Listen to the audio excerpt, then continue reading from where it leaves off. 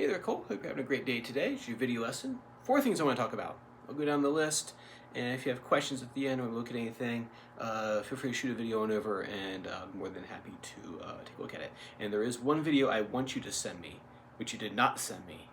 After this conversation that you guys had about it, you didn't send it to me, so I want you to send it to me. All right? We'll talk more in a second. No, let's see how things are going. So first thing is the most exciting part about this whole endeavor that we're under right now, this whole journey that we're on, and that is note reading. By far, that is the thing that people say is the most fun and the most entertaining thing that we do in here and keeps them coming back every week. I know note reading is the most fun thing in the world to do, but tone it down a little bit, right? So, all joking aside, this is coming nice. You're able to get through the whole thing, very good. Just a couple little tweaks I want to make to it, to make it even better.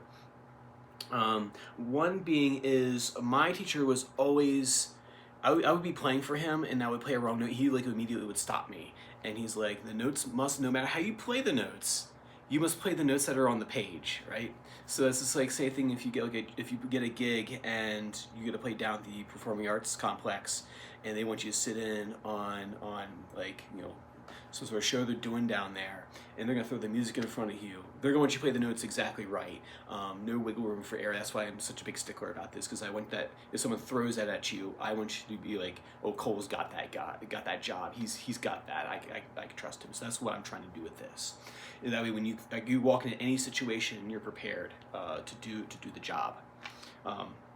Or if you're playing in a band and they have the parts written out in standard notation, then that happens, right? You get there and like, okay, here are the horn parts. Like, I want you to play them on guitar. That happens. So anyway, so I'll go with my soapbox for that. So check in line 2, measure 1, beat 3, right here. That should be a G. That's the first fret right here. This F, right? I think when I heard you play it, I heard you play a G right there. So just be careful about that. Other thing with that is watch the rhythmic spacing between the F and D on string 4. So if I play this, well, good job on that tie, by the way. So good work on that. This right here, I hear this all the time. New measure, right? There we go. So you take a break there for a second. No, that keeps on going. So make sure you have steady beat through all that.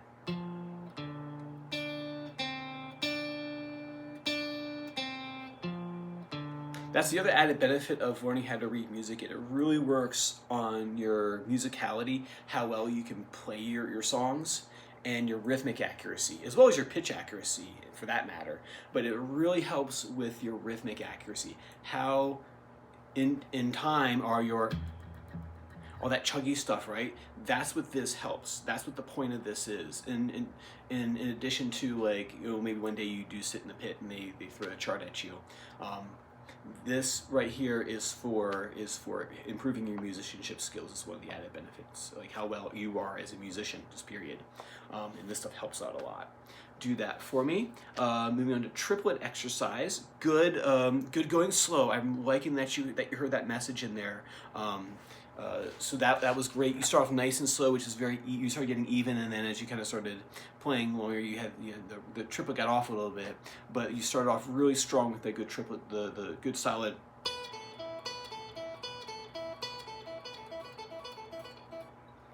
That's how you get faster, is by going slow first, right? I'm gonna put that in a coffee mug one day. I should tell my students about it too. I should tell them that going slow, you actually working on going fast. That's what I was doing in my practice room earlier today when I was working on stuff. Was I was going through some old material, and I was like, oh, maybe I'll go through practice it. And I did it slow a bunch of times, and it comes back to me. So I have to do it. Other thing with that too is with the triplet exercise, go back to that handout that I sent over. I think it was probably from last month, I want to say, but dig that back out again, because that has all the tab for the entire exercise. It goes through each box. So what you want to do is you start here in box 1. We'll talk more about this in just a second. You want to start here in box 1, right?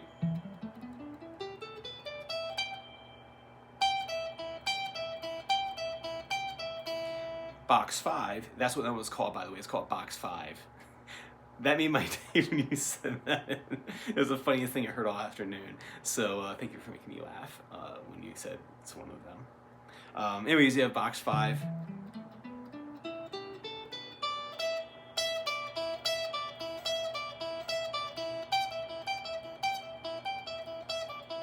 That's all it is.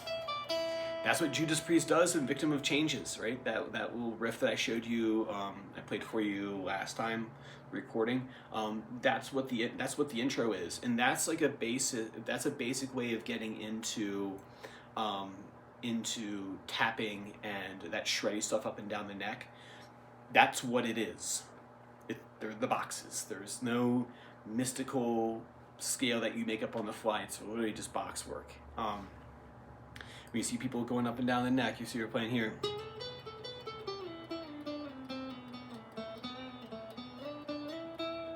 Right, that's the straight box work. So anyway, so make sure to go through and look at that handout that I gave you that you're practicing from that. Now that's the left hand, right? Your left hand knowledge of where these boxes are. You got to run these all the time just to remember them. Like if I stop practicing my boxes, now I've been playing guitar a long time, I might be okay. But if say my more advanced modes, for example, or my more advanced scales, like say mixolydian flat 13 or something like that.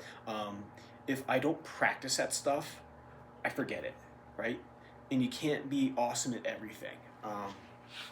You try to be as proficient as you can across genres, but this stuff is things that you have to kind of just keep up, right? So when you sit down to practice, just run one of the boxes. Like, okay, I'm gonna do box 1. Tomorrow I'm gonna do box 2. Tomorrow I'll review a box 1. I'll review box 2. Things like that. So it's not just about playing riffs and playing tunes. Part of your practice is, say if you got 20-30 minutes to practice, which would be really good for your age. You got 20-30 minutes to practice. Do like 5 minutes of like, I'm just gonna run through my pentatonic box real quick. Then go play the songs, right? Because at the end of the day, that's kind of what we're after, and I'll talk more about that in a second. So doing your box work is really important. Now I'll show you why, and to show you another guitar secret. Let's see here. Let's do this one. Right. So say, like for example, you heard like James's tapping solo for Holy Diver. That was his box work. That was him going through. Look here. This I'll show you. All right. This is kind of a breakdown of what was happening with that, and then maybe it'll inspire you to get into this stuff a bit more. If you look right here, I'm in box 5 right here. So this is this box. Right? 10, 12. If I play box 1, right? 12, 15. 10, 12, 15.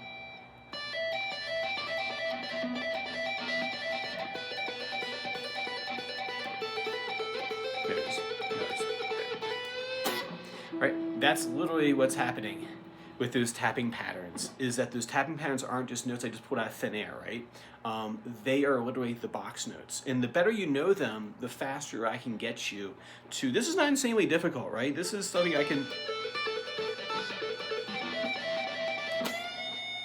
it sounds cool and it's kind of fun to play, but it's not the hardest thing in the world. I can get you to do that not that long of time from now. Right?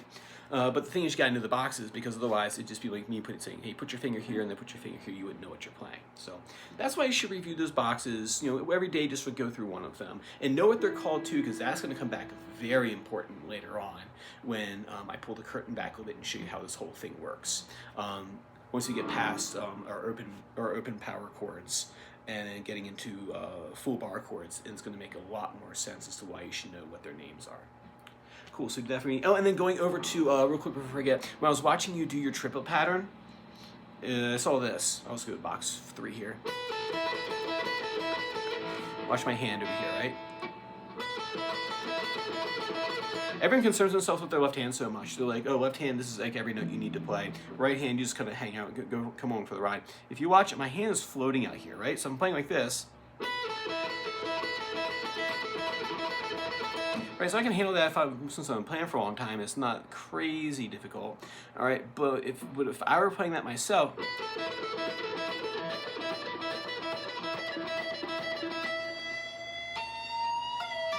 right? So that right there, that was a tap. That was a tap in box 1, or no, that was a tap in box 2. No, sorry. Right. So, right. So it was a note pulled at random. It was selected very carefully from a box. Anyway, so what I was doing there, if you watch, the meat of my thumb right here.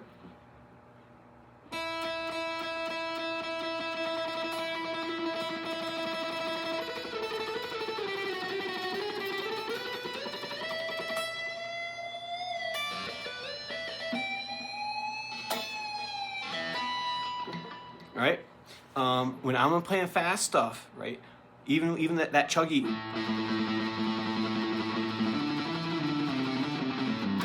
right? All that fast chuggy stuff, I am anchored to the guitar. You see right here, the meat of my thumb,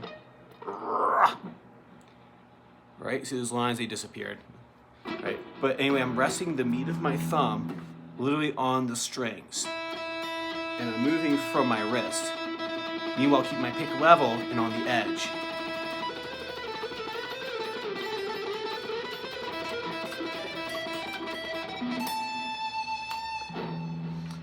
Right? So rest that thumb, rest the meat of the thumb on the string. Practice that right there first.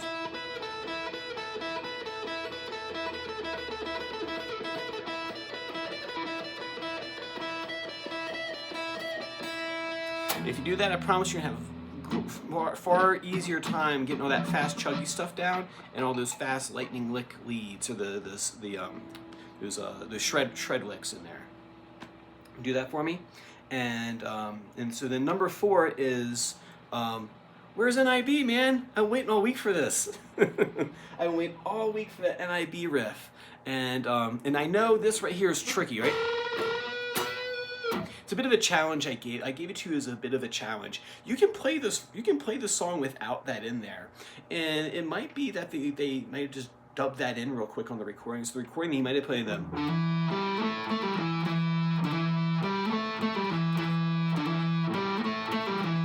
And then later on they punched in. Right? So you can get away with playing that song without that bend part. So if that's what's going on, don't worry about that. We'll work at that separate. But I would really like to hear you practice box 3 is hammer-ons, at least the low 6 strings. So if you remember from your notes, you have box 3, 5, 7, 5, 7, 5, 7. I would love to see you play.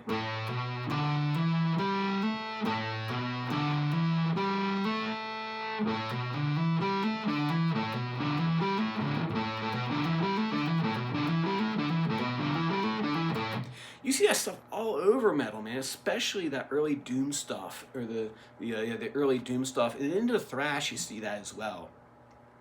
Thrash is way harder than, so if I were to spitball it, I'd say doom, early proto metal, we start, and then you get into power metal, or not power metal, into groove metal being like Pantera and bands like that, early Meshuggah. And then thrash after that.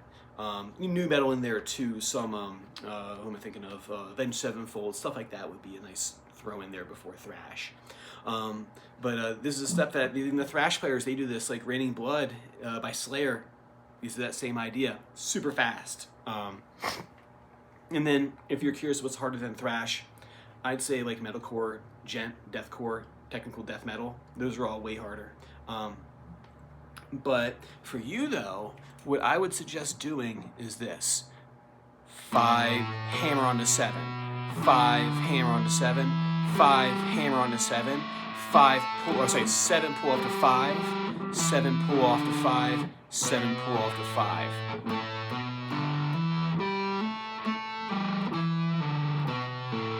Now what you're listening for is that click sound, and then the snap sound right there. So down and out.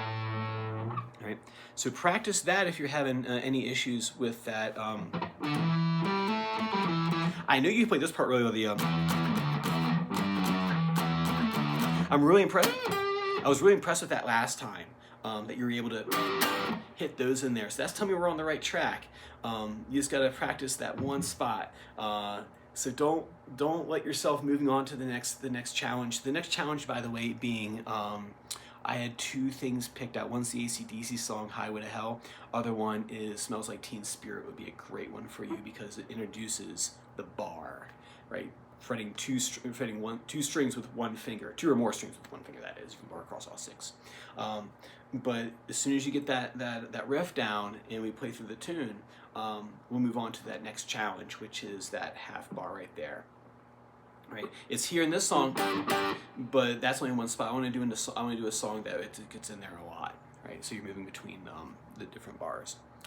All right, man. So like I said before, like I always say in these videos, I want you to send me a video if you have questions.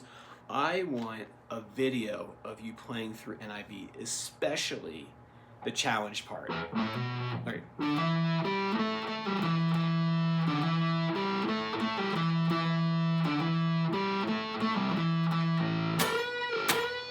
Remember in that riff right there, the trick is start there. Part of the challenge for that tune is getting to the next thing in time. Don't worry about the bend first. The bend's its own challenge. Can you do that consistently? When I was a younger guitar player, I had a nasty habit, not nasty, a bad habit. Smoking's a nasty habit, but a bad habit of doing stuff like this. Playing wrong notes too. Oh God! Well, I'm glad that's over. Let's keep on moving on to something else, right? And I had a teacher one time saying, no, stop, make it right. So if that part's getting you, work on one thing at a time. Then you work on the bend. So one hard thing at a time. Don't try to combine them before they're ready to be combined, right? You'll get far better, far faster if you do it that way. At least in my experience, that's what I've come to understand. But all right, cool, man. So work on that thing, and I expect a copy or a playthrough of NIB on my desk very soon. If I don't see anything by Monday, if I don't hear anything about NIB in my inbox by Monday, I'm come looking for it.